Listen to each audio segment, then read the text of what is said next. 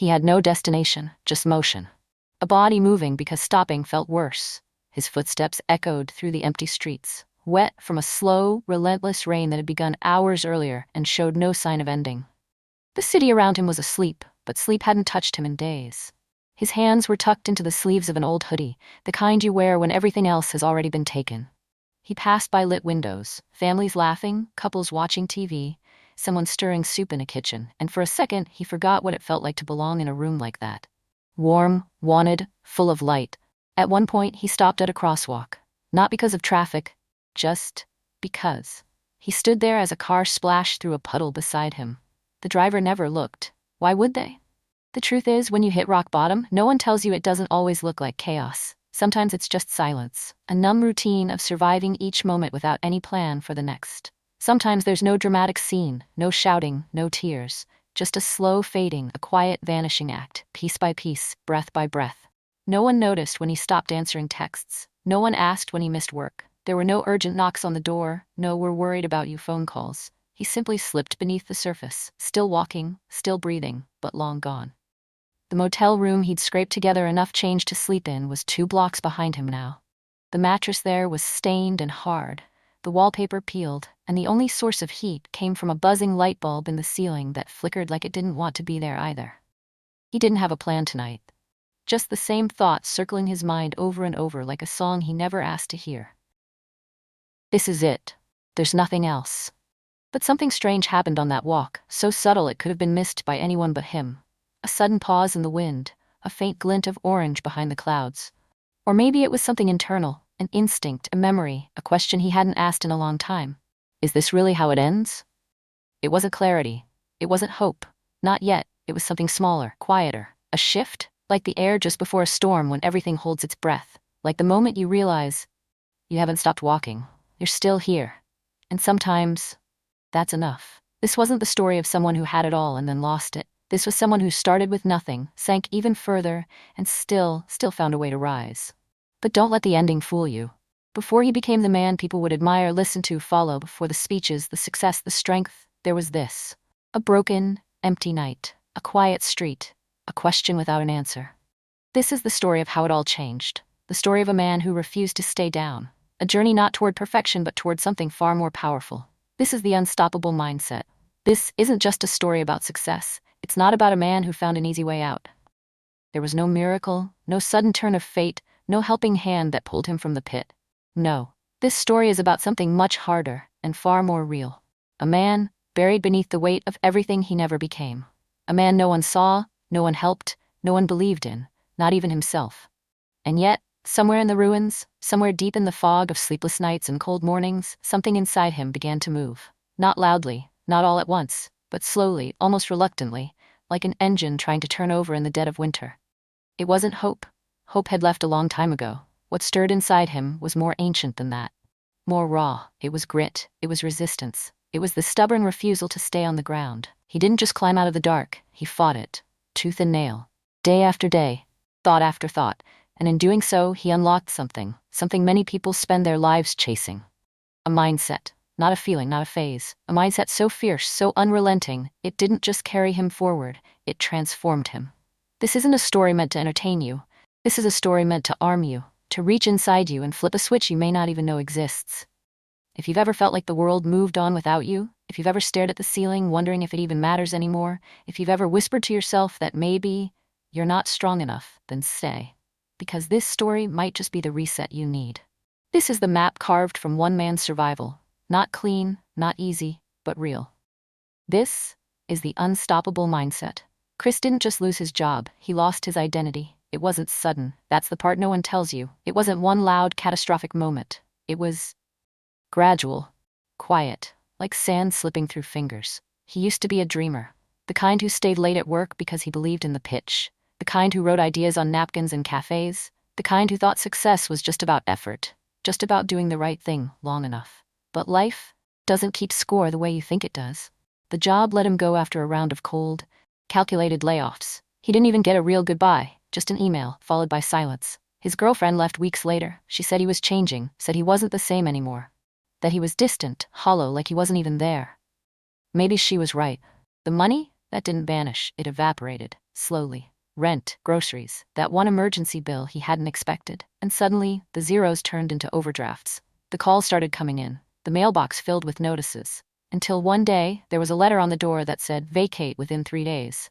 He packed a duffel bag, just the essentials, and walked away from the apartment he used to call his fresh start. Chris had grown up feeling invisible. The middle child who never stood out, the quiet kid in class, the one no one chose first, but who never gave up trying. That's what made this different. Because this time, he wasn't trying anymore. He couldn't. He didn't see the point. He walked for hours each night. No destination. Just shadows. Just silence. You don't know how loud your own thoughts are until there's nothing left to drown them out. And Chris's thoughts, they weren't kind. When the world went quiet, his mind got louder. The nights stretched out like highways with no end. Sleep became rare. Hunger became dull. He started forgetting what day it was. And that's when it started. Not the comeback, not the mindset, not yet. But the strange sense that something was watching. That he wasn't truly alone in those dark, empty streets. That sometimes, he could feel eyes on him. But whenever he turned, there was nothing. The streetlights buzzed a little louder. The wind moved a little slower. The same car would pass twice, but with different plates. Things didn't add up anymore. But Chris didn't question it, because when you're that low, part of you doesn't care if the world around you breaks. It already has. He stopped talking to people. He stopped answering texts. One by one, the digital lights of connection flickered out, until there was just him. And that voice inside his head that never stopped whispering that he'd failed.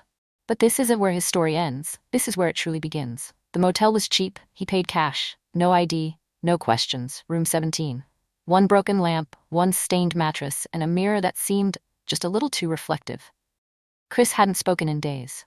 Not a single word. The silence didn't feel empty anymore. It felt full. Full of things unsaid. Of memories he couldn't escape. Of failures that wouldn't leave.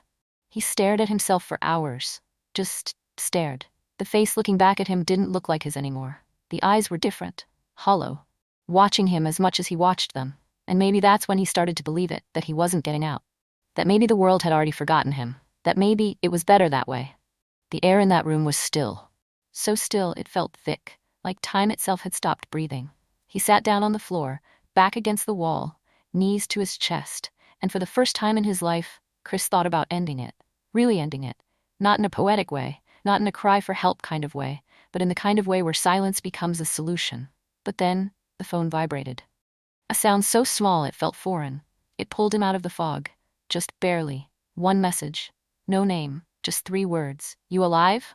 He stared at it for a long time. A long, long time, and something strange happened. Something he couldn't explain. That message, it felt like a rope. Thin, fragile, but real, and he held onto it like it was the last solid thing in a world that had turned to water.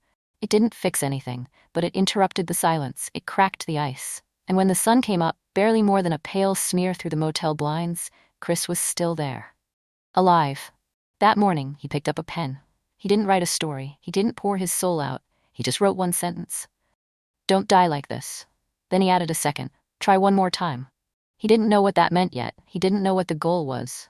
But for the first time in months, he'd written something that wasn't a resignation. That pen scratched across the paper like a match across a box. Small, unsure, but lit. Chris didn't decide to become strong that morning. He didn't become fearless. He didn't become wise. He became awake. And that is where transformation really begins. It wasn't a clean break. There was no overnight miracle, no sudden spark of genius. It started like this. A 4:30 a.m. alarm clock, echoing through the same motel room, over and over. Most days, he didn't want to move. But he did. He didn't jump into greatness. He limped into progress. The first job he found? A warehouse on the edge of town. Minimum wage. No benefits. Graveyard shifts. The building itself felt like a tomb. Concrete walls, humming fluorescent lights, and forklifts that screamed like something being hunted. He'd spend 12 hours stacking boxes, then stumble back to his room, too tired to cry, too numb to quit. He read everything he could get his hands on. Self-help books, business guides, PDFs from internet forums at 3 a.m. He wrote goals in a notebook that looked more like a survival journal. And every night, he wrote one thing he did right, even if it was just waking up. He pitched business ideas. Most of them failed. Some people ghosted him. Others laughed. Friends told him to get real, that he was chasing shadows, and he started to believe them. But not completely. Because one night, after hundreds of cold calls and ignored emails, he got a reply. A woman named Erica, small business, needed help with her website, said she'd give him a shot, said she'd pay, $100. It might as well have been $1 million. He didn't sleep that night. He didn't even sit down. He worked until sunrise, his hands trembling, his code sloppy, his heart racing, but he delivered. He didn't tell anyone, didn't post about it. He just stared at that payment. Like a lifeline had appeared in the fog. It meant the work mattered. It meant he mattered. It meant the motel didn't win. And over the next few months, things began to shift. Chris started waking up with a plan, started walking straighter, started working harder, and not just physically, mentally. He began tracking his habits, cold showers, morning pages, goal setting, small rituals that made the day bend to his will. Each rejection still stung. Each failure still whispered. But he didn't stop. He couldn't stop, because for the first time since everything fell apart, he wasn't trying to be someone else. He was building the man he was always meant to become. And then came the mentor. An old client referred him to someone else, a former CEO, retired, gruff, brutal, honest. They spoke once a week, never missed a call. The man didn't tell Chris what to think. He asked Chris why he believed what he believed. It was like therapy and war, all at once. 6 months in, Chris had saved $3,000. Rented a real apartment. The mirror in that motel? Still covered, still waiting. But he never looked back. He was no longer just Chris, the failure. He was Chris, the builder, the warrior, the man who looked fear in the face and built a life anyway. 1 year later, Chris isn't in that motel anymore. He doesn't walk with his head down. And he hasn't covered a mirror in months. He didn't just build a business. He built a lifeline. A place for men who'd been forgotten by the system, by their families, sometimes by themselves. They come with stories soaked in shame, and he listens. Because he remembers what it's like to be the ghost in your own life. His business doesn't print millions. But it prints something rarer. Belief. Every week, one more man doesn't give up. Every month, one more mind decides to fight back. Because Chris found something darker than depression. He found apathy, the quiet killer, the slow erosion of the soul. And he beat it with one thing: discipline of the mind. He'll never forget that motel, that silence, that feeling that something was always just outside the door. But here's the thing. It wasn't the motel. It wasn't the shadows. It was inside him, and he beat it. The world didn't change. Chris did. And so can you. Because your worst days, they don't define you. Your mistakes, they're not chains, they're chisels. You are the sculptor. Your mindset is the hammer, and the life you want, it's still waiting. Right now. On the other side of one decision, you have what it takes. You always did. So start now. Start scared. Start small. Start when no one believes in you. But start. Because becoming unstoppable doesn't happen in sunlight. It begins in the dark. Before the motel, before the mirror, there was a little boy who just wanted to be seen. Chris grew up in a quiet neighborhood where people waved but didn't ask questions. Behind a pale green door at the end of a cracked driveway, he learned silence wasn't peace. It was distance. His father? There, but never present. His mother? Tired, always tired. His first dream was to be an astronaut, then a writer. Then, just wanted to matter. But every time he reached, the hand he needed never reached back. And when his science fair project shattered in the parking lot because no one came to help him carry it, Chris learned something the world never told him out loud. Don't expect anyone to save you. It's okay to fall short. What matters is how you get back up and who you become after you do. Fast forward. A decade later, he wore a suit, drove a car he couldn't afford, and smiled in meetings where no one listened. But the cracks were growing. Then came the avalanche. In 1 month, fired. Relationship gone. Bank account empty. His landlord gave him 7 days, and the night he moved into that motel was the night the whispers began. He'd lay awake, the sound of dripping water somewhere inside the room. No leak, just water. Always dripping. Sleep didn't come easy. And when it did, it brought shadows. Some nights he'd wake up and swear he saw a figure in the corner. Not moving. Just watching.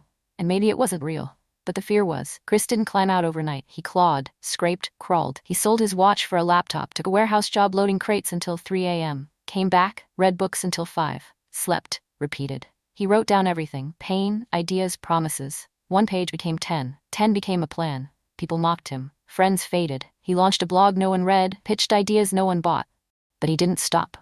Because he remembered those motel shadows, and what it felt like to stare into the dark and see nothing stare back. Consistency beats talent, especially when talent doesn't show up. The first client paid him $100. It felt like $1 million. He didn't celebrate. He wrote another blog post. Within a year, his small business had grown. Men started emailing him. Strangers told him his words saved their lives. But success wasn't loud. It wasn't champagne. It was quiet mornings, long walks, peace. He still had doubts, still had off days, but he kept showing up. Because now he knew. The point of rising wasn't just to get out, it was to reach back down and pull others up. You don't arrive, you evolve, over and over again. Today, Chris doesn't call himself a coach, or a guru, or a survivor. He calls himself a student of pain, a student of purpose. He still visits that motel once a year. Room 112. No ghosts there anymore. Just a memory of who he was, and a reminder of who he chose to become. The only thing stronger than fear is purpose. And when you find yours, nothing can stop you. Not the dark, not the voices, not even you. If you've ever felt broken, comment below. Day 1. Let's rebuild together. Like, subscribe, and never forget, the world doesn't owe you belief, but you owe it to yourself to become unstoppable.